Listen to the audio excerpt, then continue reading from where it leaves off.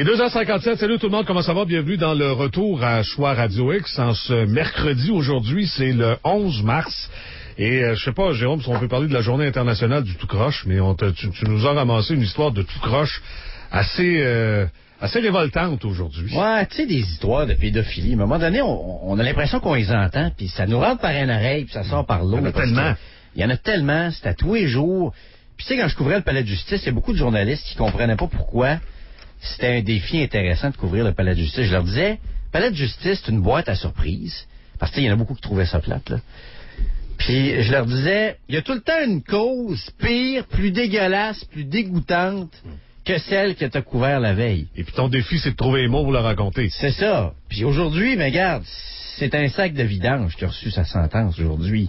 Sentence très clémente de 3 ans de pénitencier pour un pédophile. Puis ce qu'il y a de particulier dans le cas d'Éric Lemay, 37 ans, un gars de la région de Lobinière, sur la rive sud de Québec, c'est que lui, il s'intéresse depuis plusieurs années aux enfants en très bas âge. Pas des enfants de 8-9 ans, non.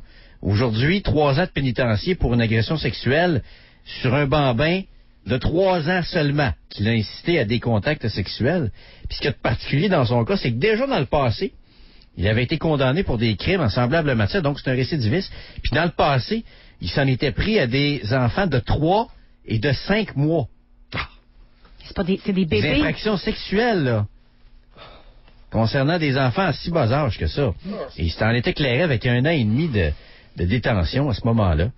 Puis, regarde, il y a d'autres antécédents, mais c'est à vomir, là, cette histoire-là, aujourd'hui. Là. À vomir, tu dis? C'est à vomir. Là. À vomir, regarde, moi, quand j'entends des histoires comme celle-là, puis c'est peut-être je sais pas si c'est mon côté fille qui se réveille, puis le doc saura nous le dire tantôt, mais je vois le mien, je vois mon flot.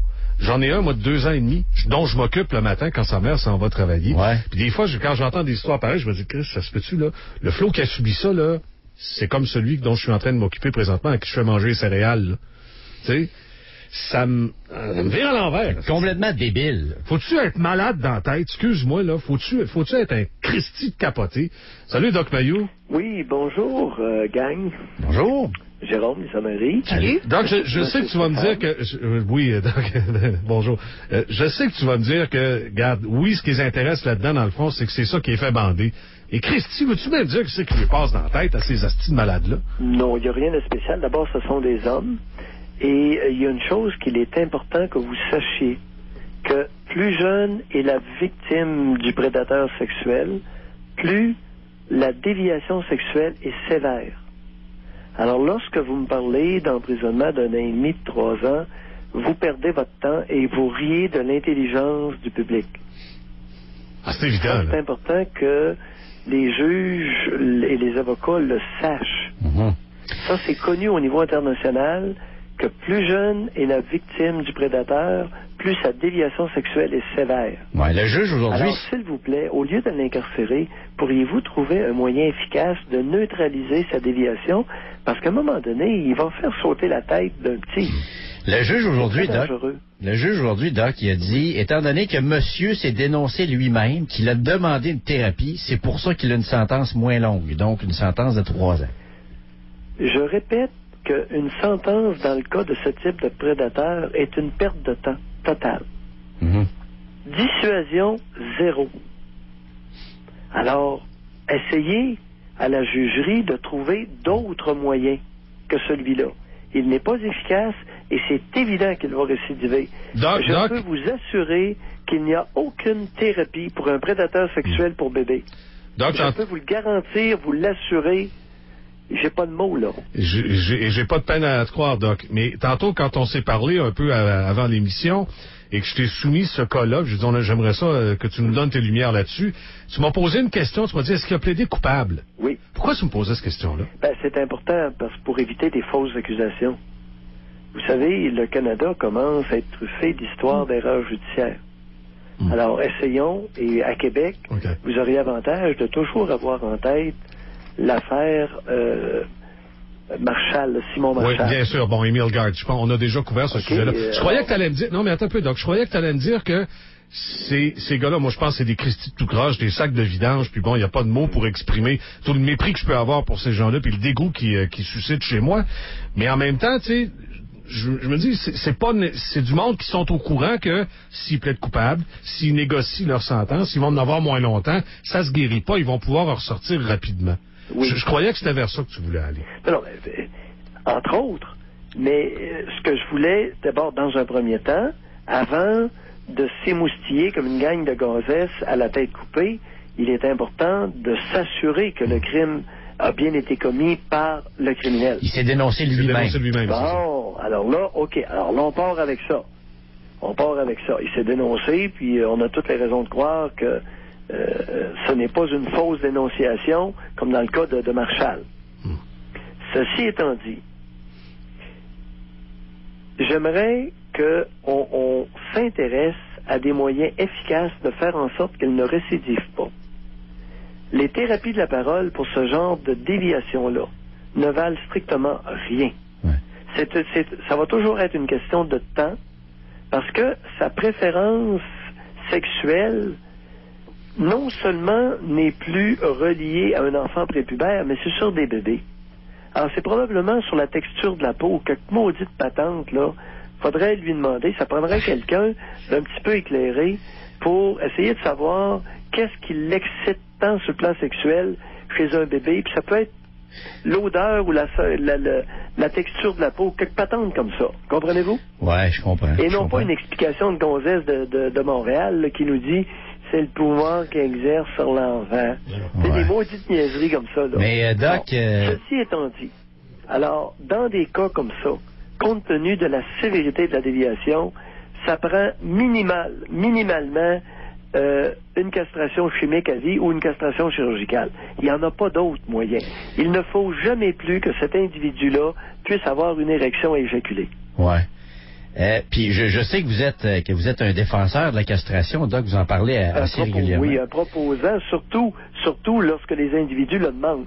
Ouais. Et je suis extrêmement embarrassé en 2009 de vous réitérer qu'il y a encore des prédateurs sexuels qui veulent être castrés, entre autres en France. Il y en a un qui m'a encore rappelé là, il y a un mois, qui veulent être castrés, non seulement ici au Québec, mais en France, et qui ne peuvent pas le faire. Puis j'en ai deux qui sont sur la liste de la castration. C'est toute une histoire. Le médecin a peur. Il fait dans ses... Ah, c'est compliqué. Les médecins sont morts de peur du Collège des médecins face à cette procédure-là pour les prédateurs sexuels. Est-ce que particulièrement ceux qui s'intéressent à des bébés de quelques mois, est-ce que particulièrement ces gens-là sont des candidats, disons, très sérieux à la castration? Définitivement. Alors, non seulement on devrait leur offrir, mais éventuellement, dans quelques décennies, vous allez voir, ils vont être obligés de se faire sauter testicules qui sont la source. Alors, les gosses, les testicules, ça sécrète de la testostérone qui s'en va dans le sang et qui va émoustiller le cerveau. Le cerveau envoie un signal au pénis de bander et l'excitation qui va avec. Alors, il faut enlever ça. Et c'est pour ça que je vous dis, c'est connu maintenant que plus jeune est la victime, plus important ça devient de prendre des mesures radicales et permanentes, pas des mesures temporaires. Alors, la castration chimique est aussi bonne. Le Lupron, je l'utilise. C'est pas mal bon, le Lupron. C'est une piqûre par 3 mois, et je vous assure que ça fait le plus grand bien aux prédateurs sexuels. Mais dès qu'on arrête le Lupron, une couple de mois après, ben, il est back to square one, là. Ah ouais. Il est de retour à la case départ. Ça ne guérit pas, ça fait juste contrôler. Oui. Mais déjà là, il y a une victoire. Déjà là, on a gagné quelque chose. Déjà là, on sait que le gars s'excitera plus sur des bébés. Vierges. Oui, alors il réagira plus. Et le fait qu'il ne réagisse plus, ben, il va aller faire autre chose. Mm-hmm. Alors, mes patients castrés chirurgicalement, ben, c'est ça. Ils peuvent travailler. Il y en a plusieurs. Il y a quelques-uns. J'en ai 6 de castrés, là. Et une bonne demi-douzaine. Et c'est incroyable. Il n'y a pas d'autres déviations, Doc. Il dévie pas sur autre chose. Il s'excite pas sur autre chose. Il n'y a plus rien qui marche. Non, il n'y a plus rien qui marche. C'est extraordinaire quand on y pense. Ben, écoutez, je voulais que je vous dise. C'est sûr. Puis au niveau des récidives, ils n'ont même pas besoin d'être suivis. Ils sont plus intéressés. Puis il y en a un quand il s'essaye de temps en temps, là, il y en a un qui essaye de se branler, puis il se force, là. Ça y fout un de ses mal de tête, en tout cas. Ça marche plus. Rien à faire. Oui. Doc, parlez-moi comme vous autres, pour bien comprendre, là, ouais. OK? Pour bien comprendre ce que vit le prédateur sexuel qui a été castré chirurgicalement, auquel on a enlevé les testicules et non coupé le pénis, soit dit en passant. C'est uniquement, on fait une petite incision, puis on enlève les testicules, puis on jette ça en poubelle, et le pénis est intact. Pour bien comprendre la castration, c'est comme vous autres, OK? Une fois que vous avez éjaculé, 5 minutes après, faites-vous sucer le bat solide par une femme qui est avide. 5 minutes après l'éjaculation. Ou essayez de vous masturber solide, là, 3, 4, 5 minutes après être venu, là, après avoir éjaculé. Uh-huh. Vous allez voir ce que ça donne. Alors, le gars qui a été castré, là, c'est ça qui sent. Non seulement ça marche pas, ça fait mal. En permanence? Oui. OK, alors il y a beau essayer n'importe quoi, ça marche pas. Et même, il y a une douleur qui vient avec ça. Oui, dans certains cas. Il y en a un, lui, quand il y a une conjointe, puis elle veut en cibole, puis elle suce, monsieur, puis pas à peu près. Alors, écoute, lui, il regarde faire, là, puis il vient avec une espèce de demi-érection. Puis dès qu'elle arrête de sucer, fini. Mais dans des cas comme ça, c'est la tête qui veut, mais c'est le corps qui répond pas. Qui répond pas. Il y a pas de c'est ça que j'essaie de vous dire. Oui, c'est ça, mais la tête, il voudrait, lui. Là, il aimerait bien ça, bander, mais c'est fini. Tu sais, il regarde faire, le gars, puis c'est un prédateur, là. Il fourrait une petite elle avait 11 ans, il la mettait 3 fois par semaine. Shit. OK? Puis il mettait à la mer 2 fois par mois. Bon. Puis là, il en a rencontré une, puis elle aimerait bien ça. Elle est ardente, puis elle aimerait ça. Puis elle s'est essayée, écoute, elle s'essayerait. Fait que ça l'amuse. Lui, il n'a pas son Dieu, il dit, elle s'amuse avec. Elle s'amuse un peu. On donné, elle vient tanner, ben elle laisse ça là. Tu comprends? Fait qu'elle s'amuse un peu, puis probablement qu'elle se passe le doigt pendant ce temps-là. Fait qu'elle se passe le doigt un peu, puis elle a l'impression d'être avec un homme, puis ça fait pas de mal à personne. Ouais. Hey Doc, autre histoire. Une histoire d'un ado, je pense qu'on s'en est déjà parlé, un ado de 13 ans qui vient de plaider coupable, un petit gars de la région de Portneuf. Okay. Il était accusé d'avoir agressé sexuellement 4 enfants âgés de 7 à 11 ans. Oui. Dont sa sœur, son cousin, une petite voisine, entre autres. Tout ce qui rôde autour. Ouais. Bon, on a compris. Okay. Oui. T'as bien dit, il s'est reconnu coupable. C'est la nouvelle là, qu'on a. Oui, il s'est coupable hier au tribunal de justice. Alors, il s'est reconnu coupable, continuons. Avec prudence. Il s'est reconnu coupable. Bon, l'affaire avait été mise au jour. Parce que là, il ne faudrait pas avoir un autre Simon Marchal, là. Alors, il s'est reconnu coupable. La grand-mère de l'accusé l'avait aperçu par une fenêtre, allongée sur sa sœur de 8 ans, et faisant un mouvement de va-et-vient. OK. Je te lis le texte là, de Richard Reynaud du Soleil. Oui. Après que ses parents en furent informés, une plainte a été faite à la police et un signalement à la DPJ. Et c'est là que l'histoire a commencé. On a découvert plus tard qu'il s'était essayé sur son cousin de 8 ans, que la cousine de l'accusé, âgée de 7 ans, avait subi la même chose à 2 reprises. Il y a une fillette de 11 ans de l'entourage de l'accusé, une petite voisine probablement, là, qui, elle, a eu une relation sexuelle complète avec lui l'été dernier. Il s'était essayé moins d'un an auparavant, mais ça n'avait pas fonctionné. Oui. Alors, première chose à faire, les amis, quel est le quotient intellectuel? Est-ce que le quotient intellectuel de ce jeune-là de 13 ans a été mesuré par un psychologue? J'ai pas cette information-là. Au capital. Pour éviter un autre Simon Marchal. Et deuxièmement, pour éviter que ce soit simplement un déficient intellectuel. Alors, les déficients intellectuels vont facilement s'amuser avec des 5, 6 ans, 7 ans sur le plan sexuel. OK, alors quand une histoire comme celle-là qui touche... Ça, moi, j'en souhaite. Je parle pas à travers mon chapeau, je ne le dis pas avec mépris. Lorsque ça arrive, c'est à moi qu'ils sont envoyés. Et j'en prends grand soin qu'ils ne récidivent pas. Ah, OK, donc, mais juste pour être clair, là, quand un ado de cet âge-là, 12-13 ans, a des espèces de lubies sexuelles comme ça et des manies sexuelles comme ça, la première affaire qui vous traverse l'esprit puis qui a l'air à être démontrée, c'est qu'il y a une déficience intellectuelle. Alors, c'est d'éliminer une déficience intellectuelle. Parce que les débiles, lorsqu'ils ressentent de la libido, les garçons déficients, lorsqu'ils ressentent de la libido, vont entreprendre des jeux sexuels avec des tout-petits de 5, 6 et 7 ans. OK. Ça, c'est connu. Il n'y a pas de travailleuse sociale qui parle de ça. Il y a seulement Mayou qui dit ça. Et c'est comme ça que la réalité des déficients intellectuels, c'est ça. Alors, d'où l'importance de les encadrer serrés, parce que ce ne sera pas du tout Pourquoi je vous dis ça? Ça sera pas la même approche.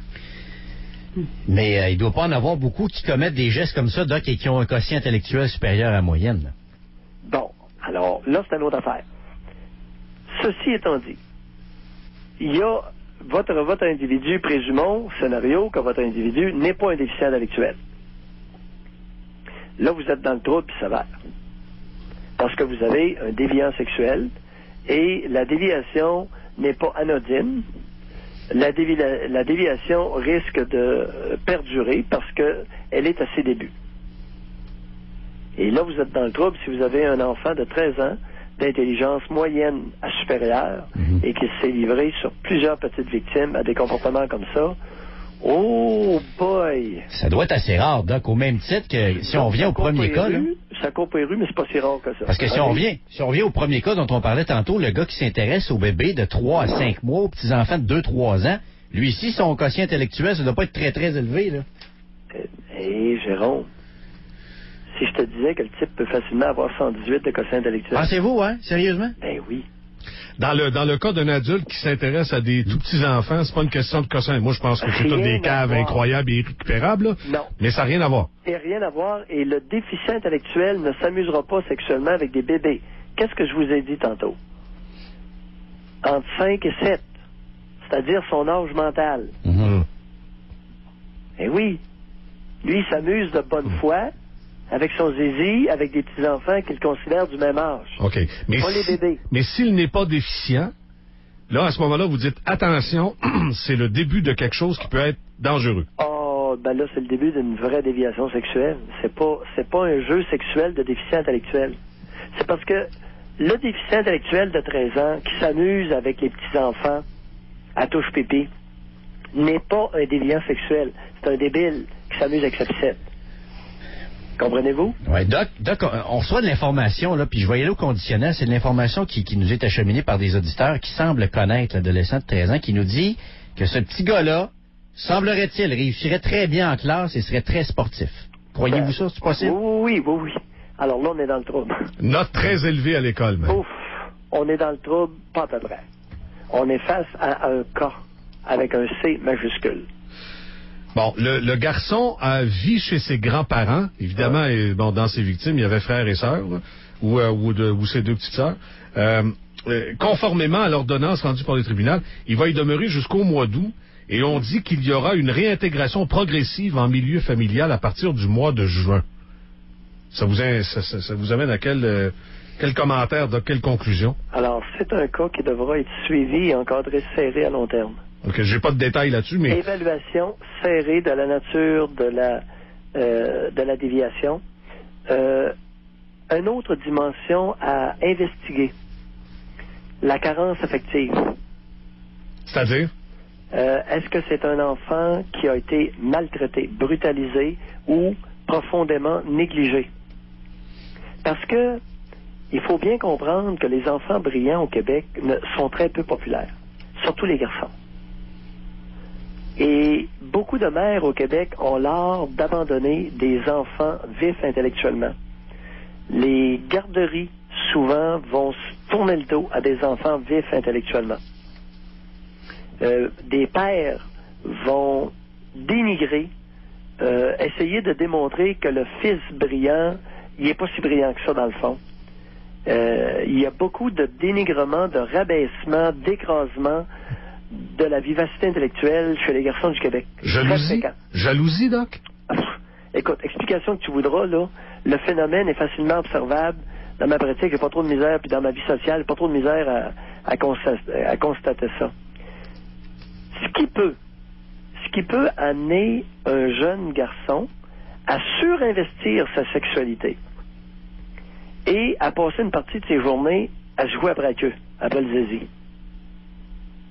À se jouer après le zizi et à se faire jouer après le zizi. Oh. Oui, ça peut arriver.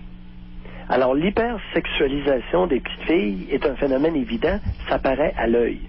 L'hypersexualisation d'un petit gars ou un surinvestissement sexuel d'un garçon de 13 ans, ça peut être extrêmement discret et se manifester par de l'abus sexuel sur des plus jeunes. Autrement dit, il il y a plusieurs hypothèses explicatives au comportement du jeune lorsqu'il n'est pas déficient intellectuel. Mais la condition est grave, elle est sévère et elle est à surveiller à long terme, pas pour 3 mois. Et c'est là que les charmantes travailleuses sociales, habituellement, comprennent absolument rien. Ils vont le suivre pendant quelques mois. J'en ai eu de ma pratique. Puis ensuite, monsieur, il considère guéri, puis il est réintégré, puis tout est beau. Et monsieur, 3 ans après, la même maudite affaire qui est repartie encore. Oh, c'est du suivi à long terme. Et là, il est plus vieux, il est plus fort, puis évidemment... Ah... C'est pas beau, là. Non, c'est pas... C'est peurant. Alors, lorsqu'on a des individus comme ça, bien les ficher, puis les suivre longtemps, pour suivre l'évolution, puis comment ça va... Alors, encadrement serré, un peu comme les petits truands. Alors, que ce soit une déviation sexuelle ou de la délinquance, du vandalisme, il est important d'encadrer serré et à long terme par des présences masculines ces garçons-là. J'ai bien dit par des présences masculines. Mesdames, pourriez-vous vous tasser face à une problématique comme ça? Serait-ce trop vous demander de vous tasser dans ce genre de problématique-là? Mesdames, de quelque profession que vous soyez, pourriez-vous vous tasser, s'il vous plaît? Serait-ce trop vous demander? Doc, sur ces belles paroles-là, on va vous laisser, mais juste avant de vous laisser aller, Doc, je voulais juste vous reparler de l'entrevue qu'on a fait avec vous la semaine passée, entre autres concernant René Angélil.